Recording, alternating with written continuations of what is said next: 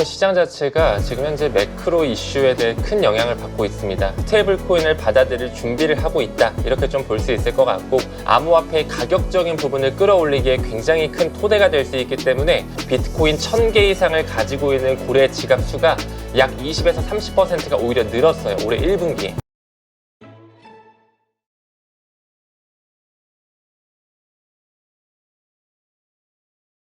오늘 모신 분은 리플 빅뱅 책을 쓰신 문창훈 작가이십니다. 안녕하세요. 네, 안녕하십니까. 자, 리플 정말 급등이 작년에 트럼프 당선 이후에 7배, 6배 이상 나와가지고 뭐 아주 정말 리플 투자자들을 환호하게 했는데, 사실 리플이 가지고 있는, 요새 뭐 XRP입니다만은 가지고 있는 또 별명이 리또속이잖아요. 맞습니다. 요즘 다시 2,800원, 900원대로 폭락하면서 지금 다시 불안감에 빠진 것 같아요. 지금 네. 어떤 상황인지 좀 설명 좀 해주시죠. 네, 일단은 암호화폐 시장 자체가 지금 현재 매크로 이슈에 대해 큰 영향을 받고 있습니다. 그 말은즉슨 미국 증시, 특히나 나스닥 증시와 커플링이 되어 있다고 볼 수가 있거든요. 무엇보다도 여러분들께서 잘 아시다시피 도널드 트럼프의 관세 전쟁, 그리고 이제 무역 전쟁으로까지 불거지면서 암호화폐 시장뿐만 아니라 위험자산으로 불리우는 주식 시장까지도 크게 큰 낙폭을 보여준 트럼프발 블랙 먼데이 사건이 사실 있는 날 바로 다음 날에 지금 촬영을 진행하고 있는데, 무엇보다 가장 큰 낙폭의 원인은 그런 매크로 경제 이슈라고 볼 수 있을 것 같아요. 네, 하지만 저는 그럼에도 불구하고 이제 뭐 시즌 종료다, 혹은 뭐 리또속이다, 요즘은 또 이더리움조차도 가지 못하다 보니까 이또속이라는 말도 나오고 있는데, 저는 여기서 오히려 투자의 적기, 기회의 순간으로 받아들여야 된다고 생각을 하거든요. 무엇보다도 도널드 트럼프 행정부가 지금 진짜로 하고 싶은 것은 관세를 때려서 중국이랑 뭔가 치킨 게임을 하는, 너 죽고 나 죽자라고 하는 그런 최악의 상황을 가기 위해서 하는 게 아니라 미국의 장기 금리를 낮추고 결국에는 강달러가 아닌 약달러를 만들기 위한 하나의 과정이다, 하나의 성장통이다라고 봐주시면 좋을 것 같습니다. 실제로 트럼프뿐만 아니라 미국의 재무부 장관이죠, 스콧 베센트와 함께, 그리고 하워드 러트닉이라고 하는 상무부 장관, 그런 고위급 인사들이 지금 미국에 대한 중장기 금리를 낮추기 위해서 노력하는 부분의 일환으로 관세 전쟁을 바라보고 있습니다. 그래서 우리가 한번 현재 시장을 큰 그림으로 바라봤을 때, 지금 경기 침체 이슈까지 불거지면서 안전자산 쪽으로 수요가 쏠리고 있죠.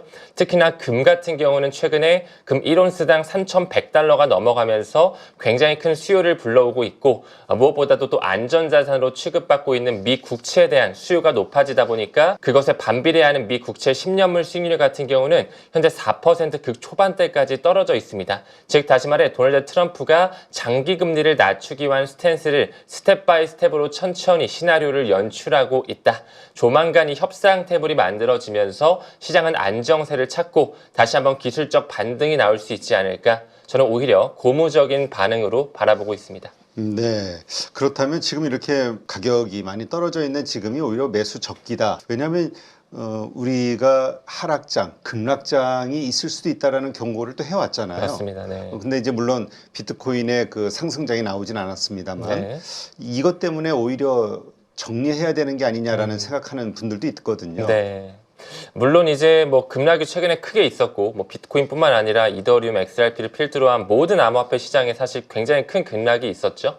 그리고 지금 언론을 봤을 때 뭐 JP 모건이라든지 모건 스탠리와 같은 그런 월가를 필두로 한 글로벌 금융기관에서 미국의 경기 침체에 대한 포션 자체를 20에서 40%로 늘렸다가 최근에 40에서 60%까지 상향 조절했거든요.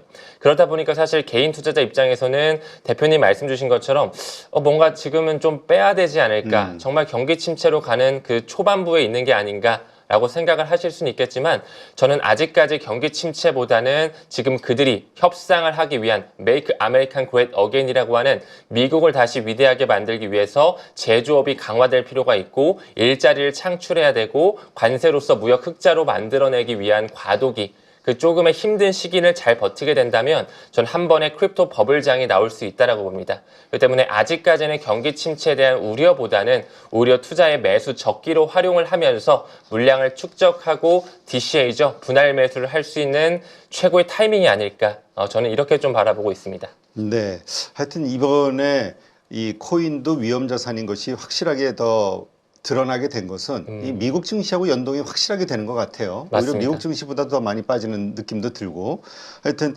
이러한 상황에서 경기 침체는 악재라고 볼 수 없는 거죠. 근데 지금 시장이 빠지는 이유가 경기 침체가 올 것이다. 이것 때문인데 오진 않을 것이다. 그 걱정 때문에 빠지는 이 시기가 오히려 매수의 시기다. 이렇게 보시는 거죠? 네, 저는 이제 경기 침체가 앞으로도 아예 안 올 것이다. 이거는 아니지만 경기 침체가 정말 와서 대공황이 연출되는 그 전에 한 번의 대상승장은 저는 한 번 나올 것이라고 바라보고 있거든요.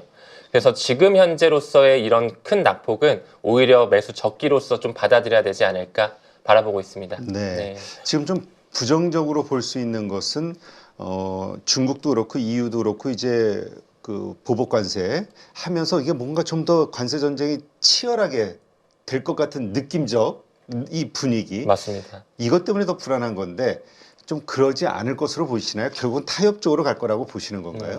네, 저는 결국에는 타협 쪽으로 갈 것이라고 보고 있어요. 대표님 말씀 주신 것처럼 지금 중국이 미국한테 또 보복 관세를 때리면서 너희가 34%를 매긴다고? 그럼 우리도 34%를 매길 거야. 라고 하는 그런 강력한 스탠스를 취하고 있고 아무래도 서로 어그레시브한 모습을 보여주다 보니까 암호화폐 시장, 위험 자산을 필두로 한 그런 주식 시장도 많이 좀 깔아앉았죠. 하지만 저는 이제 협상을 할 수 있는 중요한 명분거리가 생겼고 그들끼리 타협을 하고 양국 간에 그리고 EU라든지 우리나라도 마찬가지고 지금 베트남도 항복을 하면서 우리 조금만 더 관세 낮춰달라고 지금 얘기를 하고 있거든요. 점점 협상 테이블이 공격적으로 나오면서 저는 타협하는 쪽으로 흘러갈 것이다. 이렇게 좀 바라보고 있습니다. 네, 알겠습니다. 자, 여하튼 이 코인 투자하시는 분들은 트럼프 대통령의 당선을 정말 많이 바랬는데 지금 어떻습니까? 최근에 이 암호화폐와 관련해서 이 트럼프 정부에서 나온 어떤 정책들 새로운 게 좀 있나요? 일단은 무엇보다 가장 뜨거운 감자로 이슈화되고 있는 것은 스테이블 코인을 받아들일 준비를 하고 있다. 이렇게 좀 볼 수 있을 것 같고 지금 상원과 하원에서 지속적으로 스테이블 코인 법안 크게 두 가지거든요. 지니어스 액트라고 하는 법안과 스테이블 액트라고 하는 법안을 많은 항목들을 추가하고 제거하고 하면서 점점 보수적으로 더 안정성을 가져갈 수 있는 달러 기반의 스테이블 코인 시장이 올 수 있게끔 지금 기반을 다지고 있다. 이렇게 볼 수가 있고요. 무엇보다도 트럼프를 필두로 한 OCC 통화감독청이라든지 FDIC라고 하는 연방예금보험공사 역시 지금 현재 전통금융사에서 본인들의 승인을 받지 않고도 암호화폐를 받아들일 수 있는 코인에 관련된 사업을 할 수 있게끔 문호를 개방하고 있습니다. 그리고 또한 SEC의 기조 변화, 지금 현재 차기 위원장이라고 불리우는 폴 애킨스 역시나 3월 말 정도를 기준으로 해서 인준 청문회가 마쳤고요.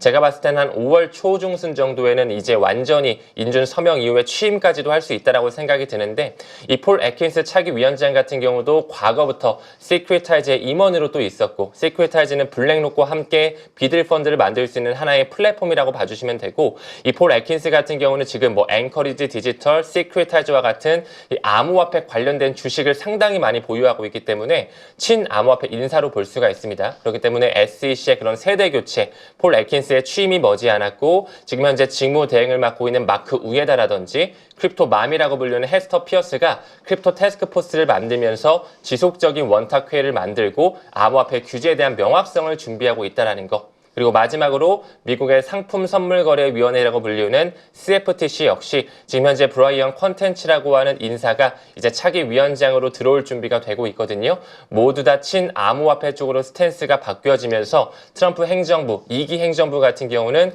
친크립토 성향을 여전히 취하고 있다라고 봐주시면 좋을 것 같아요. 그렇기 때문에 가격적인 부분은 지금 관세 전쟁으로 매크로 경제 때문에 주식이랑 커플링 되어서 많이 내려와 있는 상황이지만 이 기조에 대한 변화는 매우 고무적으로 우리가 바라볼 수 있다. 이렇게 좀 결론 드릴 수 있을 것 같습니다. 네. 지금 리플 같은 경우 매달 정기적으로 방출하는 전략을 쓰고 있다고 하는데 이게 무슨 말인지 또 어떤 의미가 있는 것인지 좀 설명을 해 주시죠. 네. 사실 리플 같은 경우는 2019년서부터 본인이 가지고 있던 물량이죠. XRP 같은 경우는 이제 상대적으로 중화가된 코인이기 때문에 딱 토크노믹스 발행량이 정해져 있거든요. 1000억 개로 딱 찍혀 있고 2019년 12월을 기준으로 해서 55%라고 하면 550억 개겠죠. 550억 개를 에스크로 물량이라고 해서 약간 안전하게 보관하는 듯이 딱 잠궈놨어요. 그리고 매월 1일마다 10억 개씩 은행한테 대여 또는 판매를 하면서 본인이 구현하고 있는 XRP를 필두로 한 리플 페이먼트죠. ODL 플랫폼을 한번 써보게끔 파일럿 테스트를 하게끔 지난 약 5년, 6년의 세월 동안 지속적으로 은행과의 어떤 그런 커뮤니케이션을 하면서 스텝을 밟아왔습니다. 지금 현재는 550억 개가 아니라 약 380억 개 정도 에스크 물량이 남아 있고요. 지금도 매월 1일마다 아직까지는 10억 개씩 판매 또는 대여를 통해서 은행과 함께 파일럿 테스트를 진행 중에 있다. 이렇게 말하고 있습니다. 그리고 또한 한 가지 또 중요하게 바라볼 필요가 있는 게 지금 현재 380억 개 정도가 리플사에서 어느 정도 보유하고 있지만 최근에 리플 CEO 브래드 갈링하우스가 앞으로는 에스크로 물량에 대한 판매량을 점점 줄일 것이다. 이제 어느 정도는 파일럿 테스트가 끝났고 부의 분배가 이루어졌기 때문에 정말 전통 금융사에서 이제 XRP를 쓸 날이 저는 머지 않았다라고 바라보거든요. 왜냐하면 올해 7월 중순을 기점으로 해서 연준의 페드와이어 펀드 서비스 안에 리플렛이 탑재된 ISO 2002가 완전히 탑재가 되게 되고 올해 연말 11월 22일을 기준으로는 스위프트에 ISO 2002가 완전히 들어가기 때문에 그런 어떤 시기를 우리가 미루어 보았을 때는 이제 에스크로 물량을 활용하기보다는 정말 은행권들에서 XRP를 활용하면서 직접적으로 구매할 수 있는 그리고 실제로 미국 행정부에서 이제 비트코인과 이더리움뿐만 아니라 뭐 XRP나 솔라나나 에이다와 같은 미국 기반의 코인을 비축 자산으로 하겠다라는 가능성을 열었기 때문에 그 에스크로 물량을 어쩌면 미국의 재무부나 도널드 트럼프가 이끌고 있는 행정부에서 활용할 수 있는 손으로 주무를 수 있는 그런 파급력을 충분히 가져갈 수도 있지 않을까 이렇게 좀 가능성을 열고 있습니다. 네, 그렇군요. 최근에 리플 CEO가 그러니까 XRP ETF, 그 다음에 IPO 가능성에 대해서 언급했다 이 얘기를 하던데 이게 시장에 가져올 영향 어떤 것들이 있을까요? 네, 일단은 IPO라든지 현물 ETF 같은 경우는 암호화폐의 가격적인 부분을 끌어올리기에 굉장히 큰 토대가 될 수 있기 때문에 너무나 중요한 일단 이정표다 이렇게 좀 결론을 지을 수가 있을 것 같고요. 리플의 CEO 브래드 갈링하우스는 이런 말을 했습니다. 올해 4분기 안에 2025년 안쪽으로는 XRP에 대한 현물 ETF를 볼 수 있을 것이다. 승인까지 될 것이다 라고 말을 한 거죠. 저는 무엇보다도 XRP에 대한 앞으로 나올 수 있는 호재거리 크게 두 가지를 바라보는데 첫 번째가 소송에 대한 완전한 마무리가 아직은 안 나왔습니다. 물론 SEC가 점점 항소를 철회하고 리플사도 교체 항소를 철회하면서 이제 합의하는 법원의 최종 판결만 남아있는 상황인데 조만간 이제 완전한 클리어하게 규제에 대한 명확성이 나올 것이다. 그게 첫 번째라고 바라보고 있고 지금 현재 두 번째로는 XRP에 대한 현물 ETF가 많은 자산 운용사에서 신청을 했습니다. 뭐 위즈덤트리나 21 쉐어즈, 카나리 캐피탈 등등 뭐 10개가 넘는 자산 운용사에서 특히나 또 프랭클린 템플턴 같은 경우도 막대한 자산을 운용하고 있는 그런 미국 기반의 거대 자산 운용사인데 XRP에 대한 현물 ETF를 신청했거든요.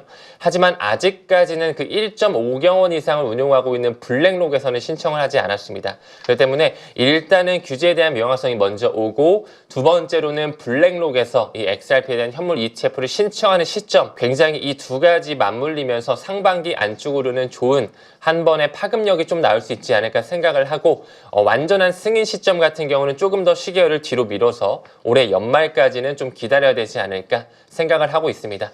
그리고 마지막으로 대표님이 질문 주셨던 리플사의 IPO, Initial Public Offering이죠. 이 기업 공개 같은 경우도 충분히 물밑에서는 준비를 하고 있거든요. 무엇보다 리플사뿐만 아니라 미국의 2등 거래소로 잘 알려진 크라켄이라든지 이토로라고 하는 암호화폐 플랫폼이라든지 뭐 USDC를 찍어내는 서클사 역시 굉장히 공격적으로 IPO를 준비하고 있기 때문에 우리가 그들이 준비하는 IPO 시기에 맞게 어느 정도 좀 분할 매도할 생각도 해야 되지 않을까. 매우 중요한 시기이고 그들이 또 시장이 굉장히 과열되어 있을 때 IPO를 하기 때문에 너무나 중요한 이정표가 될 것이다. 이렇게 좀 보고 있습니다.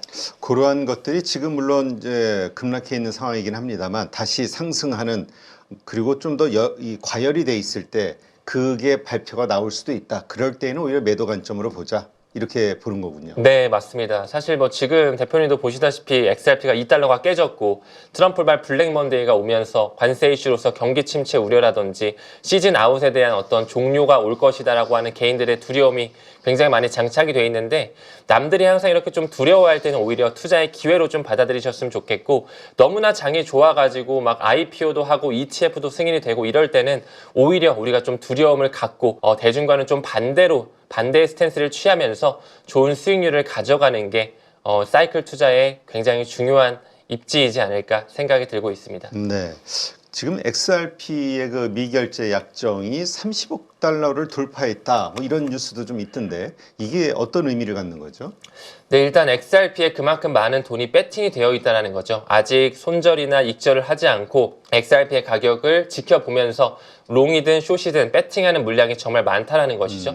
그 말은 즉슨 큰 변동성이 앞으로 나올 수가 있다라는 거. 그리고 지금 현재 XRP 같은 경우는 온체인 지표를 봤을 때 볼린저 밴드의 폭 자체가 굉장히 얄쌍하게 빠져 있거든요. 그 말은 즉슨 상승이든 하락이든 큰 변동성이 나올 수 있음을 시사합니다. 그렇기 때문에 미결제 약정이 또 크다라는 걸 반증할 수 있는 건데 그런 부분을 미루어 보았을 때 앞으로 시장 변동성이 어떻게 나오는지 트럼프발 이슈가 어디까지 관세 이슈가 어떻게 끝이 나는지도 굉장히 중요하게 바라봐야 되고 앞으로 스테이블 코인 법안이라든지 FIT21이라고 하는 법안 21세기 금융 혁신 법안이 통과가 되면서 암호화폐에 대한 법과 제도화가 만들어지고 이게 리플과 어떻게 연관성을 가져가는지 우리가 주목을 하면서 투자를 이어가야 될 필요가 있다. 이렇게 좀 결론 지을 수 있을 것 같습니다. 네. 최근에 나온 뉴스들 보니까 고래 투자자들, 그러니까 큰 손들이 뭐 비트코인, 그다음에 무슨 리플, 이더리움 뭐 매집을 하고 있다 이런 뉴스를 본 것 같은데 네. 그게 어떤 상황인 겁니까? 음. 실제 그런 루머입니까? 아니면 실제 팩트입니까? 실제 팩트입니다. 실제 팩트라고 봐주시면 되고 제가 어제 온체인 지표를 확인했을 때도 비트코인 1000개 이상을 가지고 있는 고래 지갑 수가 약 20에서 30%가 오히려 늘었어요. 올해 1분기에. 사실 트럼프의 관세 이슈가 지금 하루 이틀 된 게 아니잖아요. 약 거의 한 달, 두 달 정도 지금 이루어지고 있는 건데 개인들은 많은 시장을 빠져나가고 있죠. 리테일들은 소매 투자자는 나가고 있지만 그 물량들을 모두 다 기관 투자자, 고래들이 받아 먹으면서 수요를 지탱해주고 있다는 것이죠. 그렇기 때문에 저는 오히려 지금이 굉장히 좋은 매수의 적기의 시기다. 이렇게 좀 바라보고 있고 반드시 그들이 끌어올리는 시기는 올 거라고 봅니다. 끌어올리면서 또 한 번 언론 플레이를 통해 대중들을 유인하겠죠. 너희는 지금 이렇게 좋은 시장에 투자 안 할 거야? 이제 뭐 스테이블 코인 법안도 통과가 되고 암호화폐를 받아들이려고 하고 있는데 투자 안 할 거야? 라는 식으로 굉장히 과열이 됐을 때 그때 오히려 우리가 좀 빠져나가야 되고 지금 너무 힘든 시기지만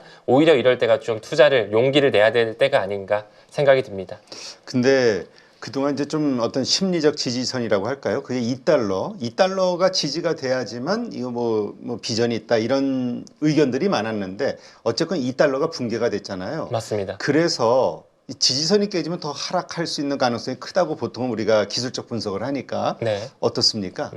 실제로 이 온체인 쪽만 분석하시는 우리 크립토 퀀트의 대표죠. 주기영 대표의 말에 따르면 시즌이 끝났다. 이제는 더 이상 오를 수 없다. 지지선이 붕괴됐기 때문에 올라갈 가능성보다는 하락할 가능성이 더 높다라고 보고 있습니다. 사실 개인 투자자마다 어느 쪽에 포커스를 맞추느냐에 따라서 관점이 다르거든요. 누구는 매크로 이슈에 초점을 맞추시는 분들도 계시고 암호화폐 투자를 할 때 뭐 차트 쪽에 차트를 굉장히 중요하게 봐서 RSI 지표가 어느 정도 손절매 구간이 오면 손절하시는 분들도 계시겠죠. 혹은 온체인 지표를 또 직접적으로 보시거나 더 나아가서는 글로벌 유동성 쪽이 암호화폐 위험자산 쪽과 연결되어 있기 때문에 그쪽에 또 포커스를 맞추시는 분들도 계시겠지만 저는 이런 부분을 좀 종합적으로 보면서 앞으로 뭐 언제 오르고 얼마나 오르고 이거는 신의 영역이기 때문에 당연히 못 맞추지만 앞으로의 방향성 자체는 좀 볼 수 있어야 된다라고 생각을 하거든요. 저는 온체인 지표만 미루어 본다라면 맞습니다. 온체인 지표만 미루어 본다면 시장이 뭔가 붕괴될 수 있는 리스크가 훨씬 더 크지만 지금 현재 매크로 이슈 자체 그리고 트럼프의 의도라는 것 그리고 글로벌 유동성 장세가 점점 준비되어지고 있고 이제 4월부터 QT 테이퍼링이 중단되는 이런 연준의 움직임 이런 것들까지 입체적으로 보게 된다면 저는 오히려 V자 반등, 기술적 반등이 나올 수 있다고 생각하거든요. 물론 어제 기준으로 해서는 블랙 먼데이로서 2달러가 붕괴가 됐지만 오늘은 지금 다시 2,800원, 900원대 2달러가 다시 회복되는 모습이 보여지고 있습니다. 그렇기 때문에 다시 한번 협상 테이블이 생겨나고 미국과 중국이 뭔가 지금 싸우고 있지만 최근에 미국의 경제위원장인 그 스티븐 미란이죠. 미란 보고서를 미루어 보더라도 제2의 플라자 합의가 나올 수 있다. 과거에 미국과 일본이 협정을 맺으면서 엔화의 절상이 있었던 것처럼 이번에는 미국과 중국이 마러라고 합정이라고 하는 그런 협의점이 나오면서 이번에는 위안화에 대한 절상과 달러에 대한 약세를 맞바꾸면서 협상 테이블, 협력할 수 있는 그런 관계로 흘러갈 수 있다. 저는 이렇게 좀 바라보고 있습니다. 네, 그렇군요. 알겠습니다. 그래서 그러한 여러 가지 이유들로 인해서 이제 지금이 가장 공포스러울 때이긴 하지만 오히려 매수해야 될 시점이다. 이렇게 이해하시는 걸로 알겠습니다.